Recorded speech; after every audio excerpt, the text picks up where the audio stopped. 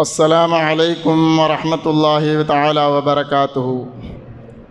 الحمد لله رب العالمين والصلاة والسلام على رسول الله صلى الله عليه وسلم. أما بعد فقد قال الله تعالى في القرآن الكريم الفرقان المجيد بعد أعوذ بالله من الشيطان الرجيم بسم الله الرحمن الرحيم.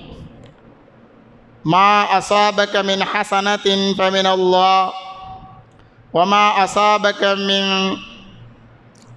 سيئة فمن نفسك صدق الله العلي العظيم. وقال نبينا رسول الله صلى الله عليه وسلم إذا اتخذ الفيء دؤلا أو كما قال عليه الصلاة والسلام. وصدق رسوله النبي الكريم ونحن على ذلك من الشاهدين والشاكرين والحمد لله رب العالمين. துணில்லாத வான் படைத்து நிலையில்லாத பூமியை படைத்து உலகத்தையே ஆட்சி செய்கின்ற வல்ல அல்லாஹுக்கே மாபெரும் புகழ் அனைத்தும். அவனது அன்பும் அருளும் நம் இருலோக தூதர் கண்மணி நாயகம் ரசூலுல்லாஹி ஸல்லல்லாஹு அலைஹி வஸல்லம் அவர்கள் மீதும் அவர்கள் குடும்பத்தார்கள் மீதும் அவர்களது சுன்னத்தான வழிமுறைகள் சிறிதேனும் அடிபெறலாமல் அப்படி எடுத்து எம்பிய உத்தம சத்திய ஷஹாபாக்கள் மீதும் தாபிஈன்கள் தாபீன்கள் நல்லடியார்கள் உலமாக்கள் சுஹதாக்கள் அன்பியாக்கள் அவுலியாக்கள் மீதும் அவர்களது சுன்னத்தான வழிமுறைகளில் சிறிதேனும் பின்பற்றி வாழக்கூடிய நம் அனைவர்கள் மீதும் என்றென்றும் நின்று நின்று நிலவட்டுமாக ஆமீன். கண்ணியத்துக்குரியவர்களே, புனிதமிக்க ரமலான் நம்மை விட்டும் சென்று விட்டது. ஷவ்வாலினுடைய முதல் ஜும்ஆவிலே நாம் எல்லாம் அமர்ந்திருக்கிறோம். அல்ஹம்துலில்லாஹ். சுமார் 30 கோடிக்கும் அதிகமான மக்கள் ஒரு பண்டிகையை கொண்டாடி இருக்கிறார்கள். சுவாசிக்கும் காற்று மாசுபடவில்லை, கடலில் நீர் மாசுபடவில்லை, மற்றவர்கள் மீது கலர்ச்சாயம் பூசி அவர்களது மனதை நோகடிக்கவில்லை, சாராய மதுவிலே யாரும் மயங்கவில்லை, கேளிக்கை கூத்துகளிலே யாரும் மூழ்கவில்லை, கூச்சலும் இல்லை கூப்பாடும் இல்லை, மாறாக தானும் மகிழ்ந்து மற்றவர்களும் மகிழ முடிந்த அளவு தான தர்ம உதவிகளை செய்து அனைத்து சமய சமுதாய மக்களுடனும் அன்பை பரிமாறி அமைதியாக கொண்டாடினார்கள். அதுதான் ஈதுல் ஃபித்ர் என்று சொல்லக்கூடிய நோன்பு பெருநாள். அல்ஹம்துலில்லாஹ். ஸஹபல் ضيوفுல்லாஹ், அல்லாஹ்வினுடைய விருந்தாளிகள் போயிட்டாங்க. வபகியல் அஹ்லுல்லாஹ், அல்லாஹ்வினுடைய சொந்தக்காரர்கள் அல்லாஹ்வை சார்ந்தவர்கள் மட்டும் நிலைத்திருக்கிறார்கள். ரமலானில் விருந்தாளிகளாக இருந்தவர்கள் எல்லோரும் சென்று விட்டார்கள். இப்பொழுது பள்ளிவாசல் தோறும் அல்லாஹ்வினுடைய இல்லங்கள் தோறும் அல்லாஹ்வினுடைய சொந்த பந்தங்கள் மாத்திரமே தங்கியிருக்கிறார்கள். அருமைநாயகம் ரசூலுல்லாஹி ஸல்லல்லாஹு அலைஹி வஸல்லம் அவர்கள் சொன்னார்கள், ரமலானிலே ஷைத்தான்கள் விலங்கிடப்படுகின்றன என்பதாக சொன்னார்கள். இப்பொழுது ரமலானும் முடிந்து விட்டது. ஷைத்தானுடைய விலங்குகள் எல்லாம் அவிழ்க்கப்பட்டு விட்டது. ஷைத்தான்களுடைய விலங்குகள் எல்லாம் விடுதலையாக்கப்பட்டு விட்டன. 1 மாத காலம் யாரையுமே வழிகெடுக்க முடியாமல், யாரையுமே எந்த தொந்தரவும் செய்ய முடியாமல் விலங்கிடப்பட்டிருந்த அந்த ஷைத்தான்களுடைய விலங்குகள் எல்லாம் அவிழ்க்கப்பட்ட 1 மாத காலத்து இடைவெளிக்கு பிறகு ஷைத்தானுடைய வீரியம் முன்பை விட மிக பயங்கரமானதாக இருக்கும். அதற்காக வேண்டி நாம் நம்முடைய அமல்களை எல்லாம் முன்பை விட மிக வீரியமாக செயல்பட வேண்டிய கட்டாயத்திலே நாம் எல்லாம் இருந்து கொண்டிருக்கிறோம். அல்லாஹ் ரப்பல் ஆலமீன் அருள்மறையிலே சொல்லுவான், மா அசாபக மின் ஹசனத்தின் ஃபமினல்லாஹ், உங்களுக்கு ஒரு நல்லது நடக்குதுன்னு சொன்னால் அது என்னிடமிருந்து வருகிறது என்பதாக அல்லாஹ் சொல்லுகிறார். ஒமா அசாபக மின் செய்யிஅத்தின், ஒரு கெட்டது வருகின்றது என்று சொன்னால் ஃபமின் நஃப்சிக், அது உங்களிடமிருந்து தான் வருகிறது என்பதாக அல்லாஹ் ரப்பல் ஆலமீன் அருள்மறைகளை சொல்லி காண்பிப்பார்.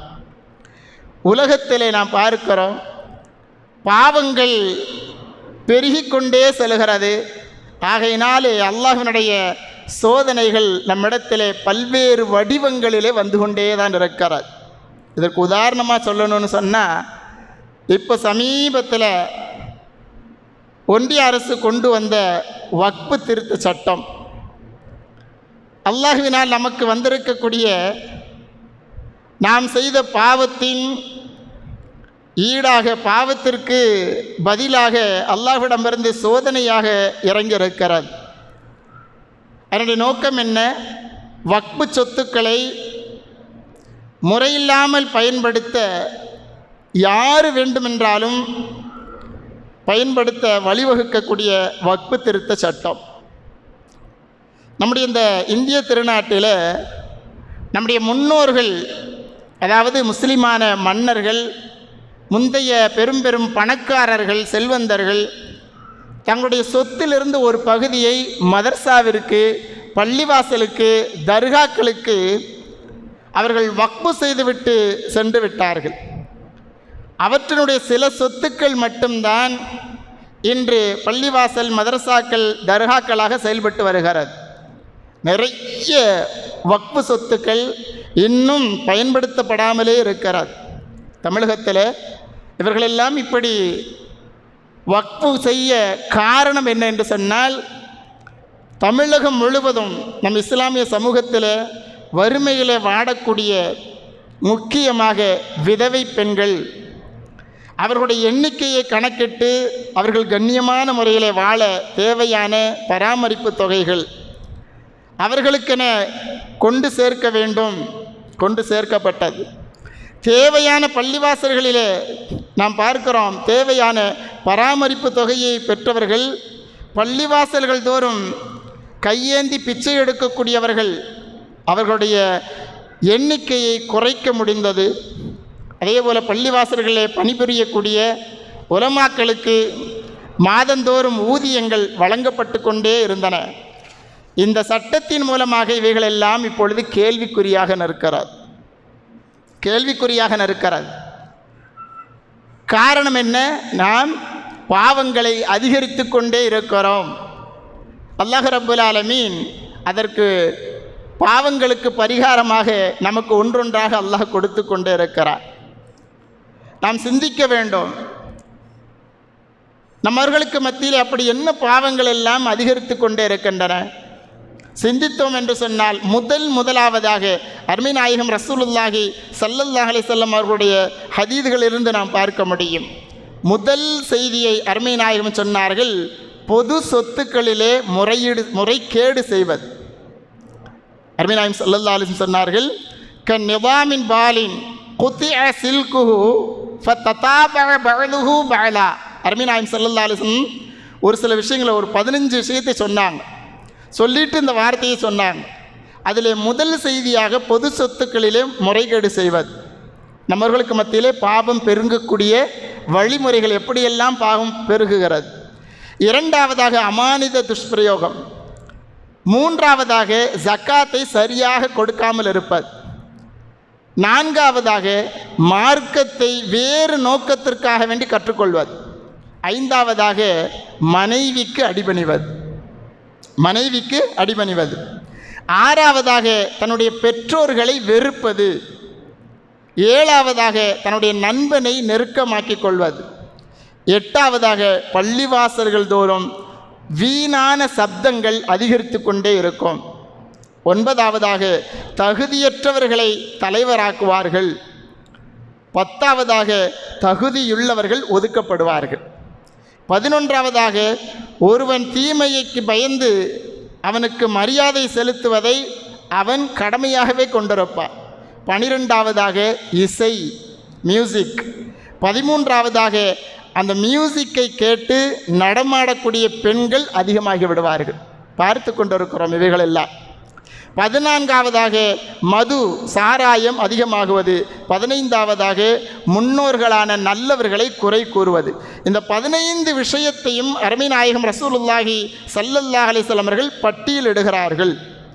இப்படி பாவங்கள் உங்களிடத்தில் பெருகிவிட்டால் அந்த நேரத்தில் நீங்கள் ஆபத்துகள், உங்களுக்கு கடுமையான தண்டனைகள் வருவதை நீங்கள் எதிர்பாருங்கள். அந்த தண்டனைகள் எப்படியெல்லாம் இருக்கும்?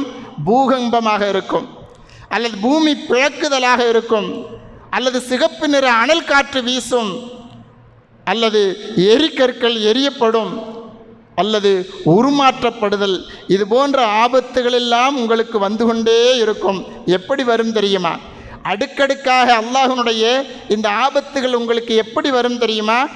நிதாமின் பாலின் குத்திஅ சில்குஹு ஃபததாபஅ பஅதுஹு பஅதா. எப்படி ஒரு பாசிமணி இருக்குது, அதை அறுத்துட்டோன்னு சொன்னால் எப்படி பாசிமணியினுடைய அந்த கட்டப்பட்ட அந்த பாசிமணிகள் எப்படி வேகமாக ஒன்றன் பின் ஒன்றாக விழுமோ, அதுபோல இந்த ஆபத்துகள் உங்களுக்கு ஒன்றை ஒன்று தொடர்ந்து வந்து கொண்டே இருக்கும். இதை எதிர்பாருங்கள் என்பதாக அருமை நாயகம் ரசூலுல்லாஹி ஸல்லல்லாஹு அலைஹி வஸல்லம் அவர்கள் நமக்கு எச்சரிக்கை விடுக்கிறார்கள். இந்த 15 விஷயங்களையும் நாம் இன்றளவிலே சர்வ சாதாரணமாக இந்த பாவங்களை செய்து கொண்டிருக்கிறோம். அந்த பாவத்திற்கு ஏதாவது வழியிலே நாம் உதவி செய்து கொண்டிருக்கிறோம்.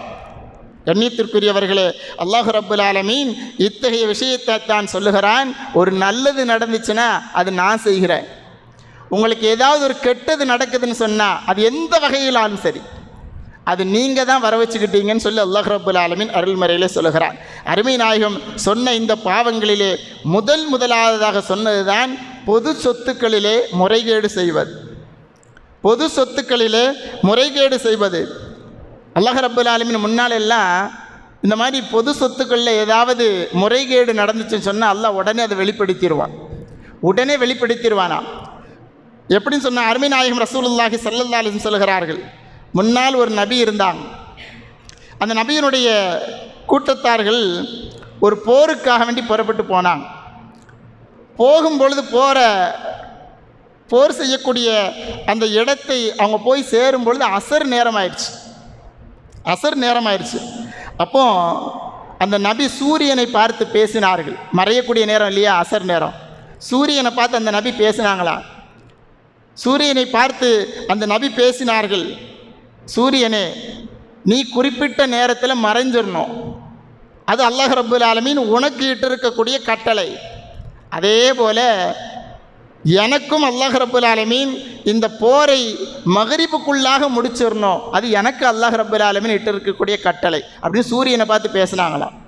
பேசிட்டு அல்லாஹ் ரப்புல் ஆலமீன் இடத்தில் இருக்கிற அந்த நபி துஆ செய்தார்களாம், யா அல்லாஹ், என்னுடைய இந்த போர் முடிகின்ற வரை சூரியனை மறைய விடாமல் நிறுத்திவை என்பதாக அந்த நபி அல்லாஹ்விடத்தில் துஆ செய்தார்கள். அல்லாஹ் ரப்புல் ஆலமீன் அந்த சூரியனை அப்படியே நிறுத்தி வைத்தான். போர் முடிந்தது. அல்லாஹ் அவர்களுக்கு வெற்றியை கொடுத்தார்.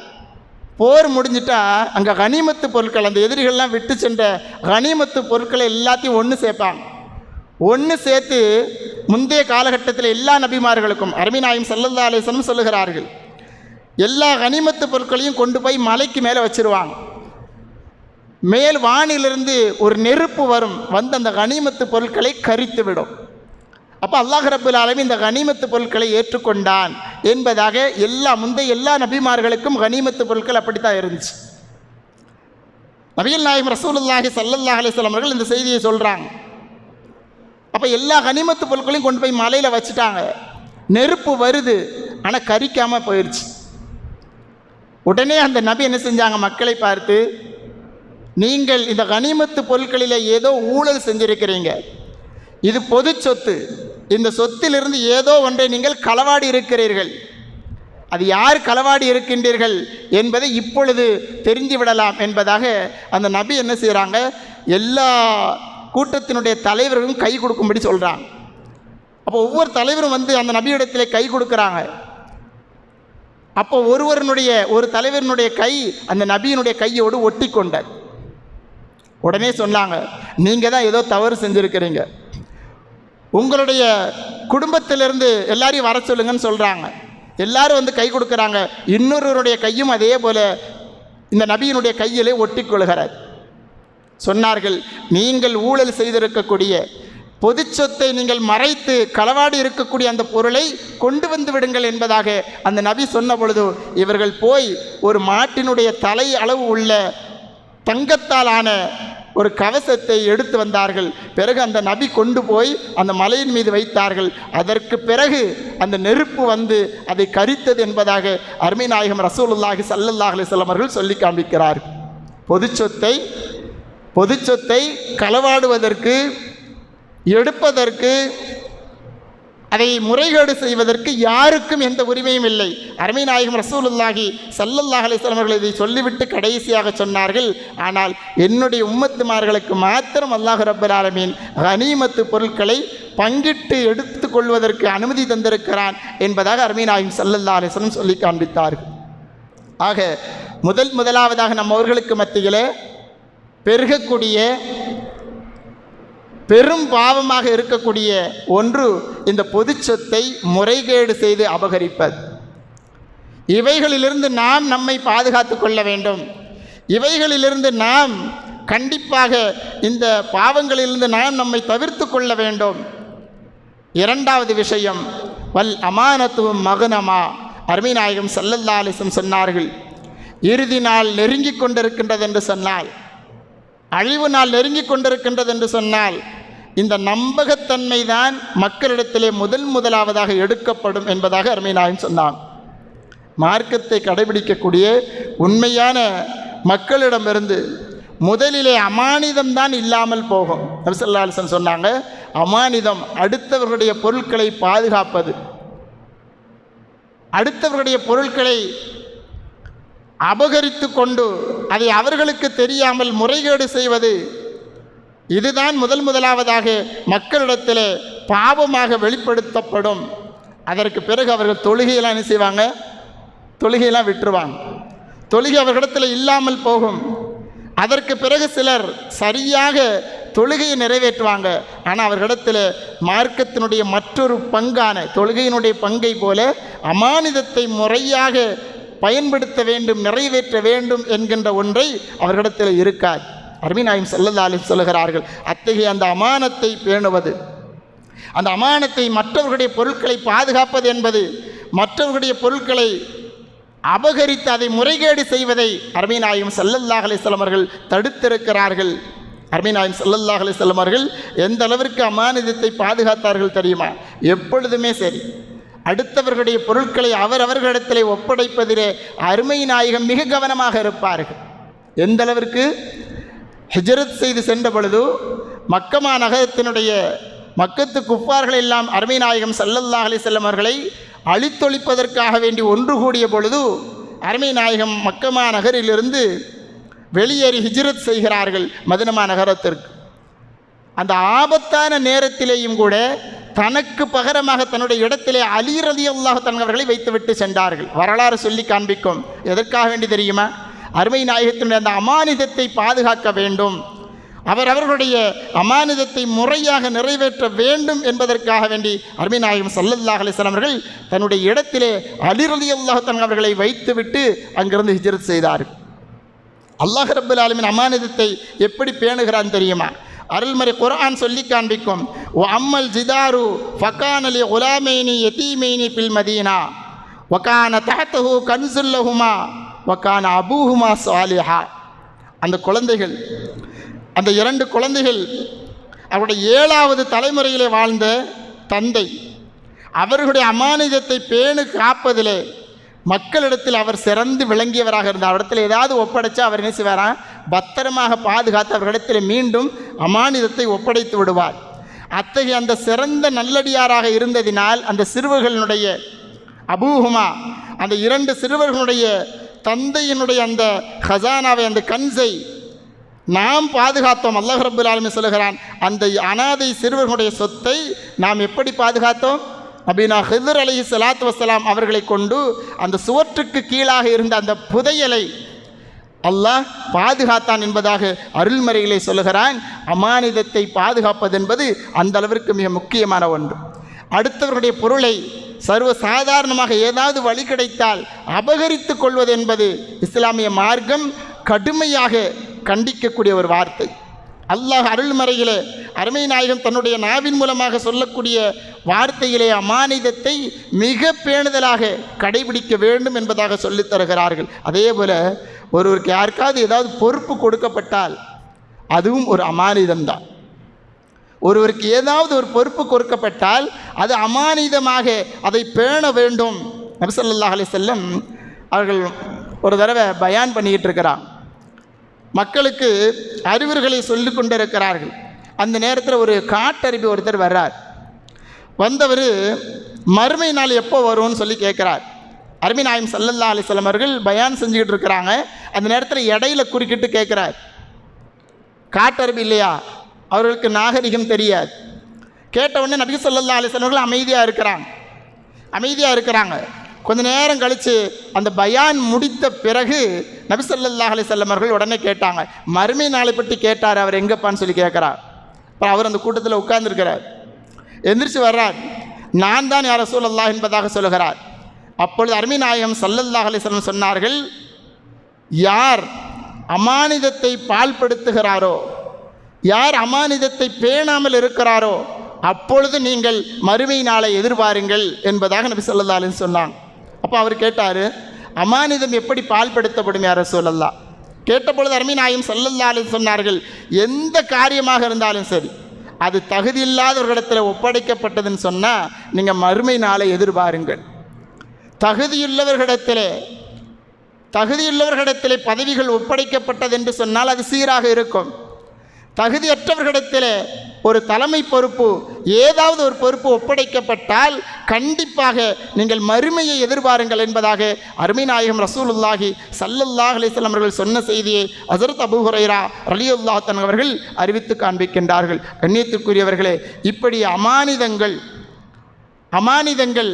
அல்லாஹ்வுடைய கட்டளை நம் மீது இருக்கிறது. அவைகளும் அமானிதங்கள் தான். அதை சர்வ சாதாரணமாக நாம் விட்டு கொண்டிருக்கிறோம். ரமலானில் மாத்திரம் நாம் நன்மை செய்து கொண்டிருந்தோம், அமல்கள் செய்து கொண்டிருந்தோம். அல்லாஹ் ரப்பல் ஆலமீன் ரமலானிலே நமக்கு நன்மைகளை அதிகமாக கொடுத்து கொண்டு தான் இருந்தான்.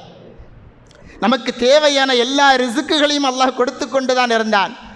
ரமலானோடு நாம் அமல்களை நிறுத்தி கொண்டோம். ஆனால் அல்லாஹ் ரிஸ்கை நிறுத்தி கொண்டானா? இல்லை. ரமலானுக்கு பிறகும் அல்லாஹ் ரப்பல் ஆலமீன் நமக்கு ரிசுக்குகளை வழங்கி கொண்டு இருக்கிறான். ஆனால் நாம் அமல்களை நிறுத்தி விட்டோம். சற்று யோசித்து சிந்தித்து பார்க்க கடமைப்பட்டிருக்கிறோம். அல்லாஹ்வுடைய கட்டளையை மீறுகின்ற பொழுது முஸ்லீம் சமுதாயத்தின் மீது எதிரிகளை அல்லாஹ் ஏவி விடுவான். அவர்களுடைய சொத்துக்களை சூறையாடுவார். நபி ஸல்லல்லாஹு அலைஹி வஸல்லம் சொல்கிறாங்க, அல்லாஹ்வுடைய அமானிதம் என்ன? நம் மீது கடமையாக்கப்பட்ட தொழுகைகளை, நம் மீது கடமையாக்கப்பட்ட எல்லா விதமான கடமைகளையும் நாம் எப்பொழுது அதை செய்வதை விட்டும் வழி தவறி விடுகிறோமோ, கட்டளைகளை மீறி விடுகிறோமோ, அப்பொழுது அல்லாஹ் ரப்பல் ஆலமீன் என்ன செய்வானா? எதிரிகளை கொண்டு முஸ்லிம் சமுதாயத்தின் மீது அல்லாஹ் ஏவி விடுவானா. முஸ்லிம்களுடைய சொத்துக்களை அபகரிக்கும்படி அல்லாஹ் செய்வான். நபி ஸல்லல்லாஹு அலைஹி வஸல்லம் சொல்றான். அதே போல சமுதாய தலைவர்கள் எல்லாம் அருள்மறை குர்ஆனுடைய சட்டங்களை, ஷரியத்தினுடைய சட்டத்திட்டங்களை எல்லாம் விட்டுட்டு மனம் போன போக்கில் போயிடுவாங்க. மக்களை வழிநடத்துகின்ற பொழுது, இப்படி வழி தவறி மக்களை வழிநடத்துகின்ற பொழுது அல்லாஹ் ரப்பல் ஆலமீன் அவர்களுக்கு மத்தியிலே ஒற்றுமை இல்லாமல் ஆக்கி விடுவான். நான் சொல்லக்கூடிய செய்தியெல்லாம் நல்லா கவனிங்க. நடந்து கொண்டிருக்கக்கூடிய விஷயம் அருமை நாயகம் ஸல்லல்லாஹு அலைஹி வஸல்லம் அவர்கள் நமக்கு சொல்லித்தரக்கூடிய விஷயம். இரண்டுமே அப்படி நடந்து கொண்டிருக்கிறது. அருமை நாயகம் சொல்லக்கூடிய விஷயங்கள் அப்படியே இப்பொழுது நடந்து கொண்டிருக்கிறது. அதைத்தான் அருமை நாயகம் சொல்லுகிறார்கள். இதுபோல அடுத்ததாக நம்முடைய இளைஞரிடத்திலே பொழுதுபோக்கு அம்சங்கள் அது அதிகமாக மோகம் வந்துவிடும். இதன் மூலமாகவும் இந்த இஸ்லாமிய மக்களின் மீது எல்லா விதமான அச்சுறுத்தல்களும் இடையூறுகளும் வந்து கொண்டே இருக்கும். அருமை நாயகம் ஸல்லல்லாஹு அலைஹி வஸல்லம் உடைய சுன்னத்துகளை பின்பற்றக்கூடிய இஸ்லாமிய இளைஞர்கள் இன்று நடிகர்களுடைய ஒவ்வொரு வழியையும் பின்பற்றி கொண்டிருக்கிறார்கள். தலைமுடியை வெட்டுறதுலேருந்து அந்த கரடி மாதிரி, இந்த நரி மாதிரி முடியை வெட்டிக்கிட்டு சுற்றிக்கிட்டு இருக்காங்க. அருமை நாயகம் ஸல்லல்லாஹு அலைஹி வஸல்லம் அவர்கள் அதை நமக்கு கற்றுத்தரலை. அது இஸ்லாமிய வட்டத்திற்குள்ளாக இருக்கக்கூடிய எந்த ஒரு முஸ்லிமும் அதுபோல முடிகளை கத்தரிக்க மாட்டான். அருமை நாயகம் அவர்களுடைய சுன்னத்துகளை மீறி வழிதவறி செல்கின்ற பொழுது அவர்களுடைய நடைமுறைகள் இப்படித்தான் இருக்கும். அப்படி இருக்கின்ற பொழுது இஸ்லாமிய கலாச்சாரத்தினுடைய மாற்றத்தை இந்த இளைஞர்களிடத்திலே நாம் கண்டுவிட்டால் என்ன நிலைமை தெரியுமா? அல்லாஹ்வினுடைய அந்த ஆபத்துகள், தண்டனைகள், வேதனைகள் நமக்கு அடுக்கடுக்காக ஒன்றொன்றாக வந்து கொண்டே இருக்கும். இளைஞர்களை நாம் சர்வசாதாரணமாக நினைத்து விடக்கூடாது. இளைஞர்கள் தலைமுடி வெட்டுவதனால், நபியினுடைய சுன்னத்தை விடுவதனால் இஸ்லாமிய மார்க்கத்திற்கு என்ன கிடைத்து விட போகிறது? அழகான உதாரணம் ஒன்று இருக்கிறது. பல நூற்றாண்டுகளாக இஸ்லாமியர்கள் ஆட்சி செய்த நாடு ஸ்பெயின். அந்த ஸ்பெயினை ஆங்கிலேயர்கள் கைப்பற்ற வேண்டும் என்பதாக நினைக்கிறார்கள். அப்போ என்ன செய்கிறாங்க? அவர்களுடைய நிலைமையெல்லாம் எப்படி இருக்குன்னு சொல்லி கண்காணிக்கிறதுக்காண்டி ஒரு ஒற்றனை அனுப்புகிறாங்க. ஆங்கிலேயர்கள் ஸ்பெயினுக்கு அனுப்புகிறாங்க. அந்த ஒற்றன் வந்து கவனிக்கிறான். அப்போ ஒரு இளைஞன் ஒருவன் அழுது கொண்டிருக்கிறான். அவன்கிட்ட போய் இந்த ஒற்றன் கேட்குறான், ஏன்பா அழுகிறேன்னு சொல்லி கேட்குறான். அப்போ அவன் சொல்கிறான், நான் அருள்மறை குர்ஆனுடைய 30 ஜுசுவுக்களில் 25 ஜுசுவுக்களை மனப்பாடம் விட்டுட்டேன். இன்னும் ஒரு 5 ஜுசு மட்டும்தான் பாக்கி இருக்குது. இன்னும் ஒரு 5 ஜுசுக்கள் மட்டும்தான் பாக்கி இருக்கிறது. நான் போர் செய்ய போகணும்னு சொல்லி கேட்குறேன், எங்கள் அம்மா விடமாட்டுக்காங்க. அல்லாஹ்வுடைய பாதையிலே நான் போரிட வேண்டும் என்பதாக விரும்புகிறேன், ஆனால் விடமாட்டுக்காங்க. அதற்காக வேண்டி அழுது கொண்டிருக்கிறேன்னு சொல்லி அந்த இளைஞன் சொல்லுகிறான். இதை கேட்ட அந்த ஒற்றன் வந்து தன்னுடைய தலைவனிடத்திலே நடந்ததை சொல்லுகிறான். அப்போ அந்த தலைவன் என்ன செய்கிறான்? கேட்டுட்டு அமைதியாக இருந்தான். ஒன்றல்ல இரண்டல்ல, சுமார் 20 வருஷம் கடக்கிறது. 20 ஆண்டுகள் காத்திருக்கிறான் அந்த தலைவன். யார்? ஆங்கிலேய தலைவன். ஸ்பெயினுக்கு மீண்டும் ஒரு ஒற்றனை அனுப்புகிறான். அதே போல் அந்த ஒற்றன் வருகிறான். வருகின்ற பொழுது அதே மாதிரி ஒரு இடத்துல இளைஞன் அழுது கொண்டிருக்கிறான். அவனிடத்திலே போய் இந்த ஒற்றன் கேட்குறான், ஏன்பா அழுகிறேன்னு சொல்லி கேட்குறான். அப்போ அந்த ஒற்றன் சொல்லுகிறான், நான் ஒரு பெண்ணை காதலிக்கிறேன், அந்த பெண்ணை திருமணம் முடித்து வையுங்கள் என்பதாக கேட்கின்ற பொழுது என் தாய் மறுக்கிறாள். அந்த பிள்ளை எனக்கு கல்யாணம் முடித்து வைக்க மாட்டேங்காங்க, அதனால் அழுதுகிட்டு இருக்கேன். அப்போ இந்த ஒற்றன் மீண்டும் வந்து தன் தலைவனிடத்தில் நடந்ததை சொல்லுகிறான். உடனே அந்த ஆங்கிலேய தலைவன் என்ன சொன்னான் தெரியுமா? இப்பொழுதுதான் சரியான நேரம், இப்பொழுதுதான் சரியான நேரம். இளைஞர்கள் எப்பொழுது குர்ஆனிலிருந்து மாறி, ஓதுதலிருந்து மாறி, ஈமானிலிருந்து மாறி எப்பொழுது காதலின் பக்கம் சென்று விட்டார்களோ இப்பொழுது சரியான தருணம், வாருங்கள் என்பதாக சொல்லி அந்த ஆங்கிலேயர்கள் ஸ்பெயினை எப்படியாவது கைப்பற்ற வேண்டும் என்கின்ற நேரத்தை எதிர்பார்த்து ஒன்றல்ல இரண்டல்ல 20 வருஷ காலம் காத்திருந்தார்கள். அந்த இளைஞனுடைய உள்ளத்தில் எப்பொழுது குர்ஆன் இருந்து கொண்டிருந்ததோ அப்பொழுது இந்த தலைவன் சொன்னான், இப்போ போனால் நம்மளால் வெற்றி கொள்ள முடியாதுன்னு சொன்னான். எப்பொழுது ஒரு இளைஞன் காதலிக்க ஆரம்பித்து விட்டானோ, பெண்ணின் மீது மோகம் கொண்டு விட்டானோ, இப்பொழுது நாம் வெற்றி பெற்று விடலாம் என்பதாக அந்த ஆங்கிலேயர்கள் வந்தார்கள், ஸ்பெயினை கைப்பற்றினார்கள் என்பதாக வரலாறு சொல்லிக் கொண்டிருக்கிறது. இளைஞர்கள் அருமை நாயகத்தினுடைய சுன்னத்தை விட்டும் வழிதவறிவிட்டால், இளைஞர்கள் அருள்மறை குர்ஆனை விட்டும் தூரமாகிவிட்டால் நிச்சயமாக இந்த இஸ்லாமிய மார்க்கம் கைசேதம்தான் அடையும். அல்லாஹ்வுடைய வேதனைகள், தண்டனைகள் ஒன்றன் பின் ஒன்றாக அருமை நாயகம் சொன்னதைப் போல பாசிமணியிலிருந்து அதை அறுத்து விட்டால் எப்படி பாசி ஒன்றன் பின் ஒன்றாக விழுமோ அதுபோல வேதனைகளும் தண்டனைகளும் அடுக்கடுக்காக வந்து கொண்டே இருக்கும். அருமை நாயகம் சொன்னார்கள். அதுபோலத்தான் இப்பொழுது நமக்கு முதலாவதாக இந்த வக்ஃப் சட்டம் நமக்கு வந்திருக்குது. அடுத்து ஒன்றொன்றாக வரும். அதற்குள்ளாக விழித்து கொள்ளுங்கள் இஸ்லாமியர்களே, விழித்து கொள்ளுங்கள் முஸ்லிம்களே, ஒற்றுமை என்னும் கயிற்றை பற்றி பிடித்துக் கொள்ளுங்கள். முக்கியமாக அருள்மறை குர்ஆனை, அருமை நாயகத்தினுடைய சுன்னத்தை, இஸ்லாம் நமக்கு வகுத்து தந்திருக்கக்கூடிய ஷரியத்தினுடைய சட்டத்தை பற்றி பிடியுங்கள். நிச்சயமாக நம்மை யாராலும் எதுவும் செய்துவிட முடியாது என்பதை நாம் உள்ளத்திலே ஈமானோடு உறுதி கொள்ள வேண்டும். அல்லாஹ் ரப்பல் ஆலமீன் அத்தகைய ஈமான்தாரிகளாக நம்மை ஆக்குவானாக. நம்முடைய சிந்தனைகள் எல்லாம் எப்பொழுதும் ஈமானிலே இஸ்லாத்திலே உறைந்திருக்கக்கூடியவர்களாக அல்லாஹ் ரப்பல் ஆலமீன் நம்மை ஆக்குவானாக. இப்படி பாவங்கள், தவறுகள், குற்றங்கள், குறைகள் நம்மிடத்திலே அதிகமாகின்ற பொழுது நிச்சயமாக அல்லாஹ்வுடைய இந்த ஆபத்துகளும் தடைகளும் இடையூறுகளும் அழிவுகளும் வந்து கொண்டே தான் இருக்கும். ஆகவே நாம் உஷாராக விழித்து கொண்டு நம்முடைய ஈமானை நாம் பலப்படுத்துவோம். இஸ்லாத்தினுடைய எல்லா ஷரியத்தினுடைய சட்டத்திட்டங்களையும் வழிபிரகாரம் நடப்பதற்கு முயற்சி செய்வோம். அல்லாஹ் ரப்பல் ஆலமீன் அத்தகைய நற்பாக்கியத்தை நம் அனைவர்களுக்கும் தந்து அருள்பாலிப்பானாக. ஆமீன். ஆகிரு தஅவானா அல்ஹம்துலில்லாஹி ரப்பில் ஆலமீன். வஸ்ஸலாமு அலைக்கும் வரஹ்மத்துல்லாஹி தஆலா வபரகாத்துஹு.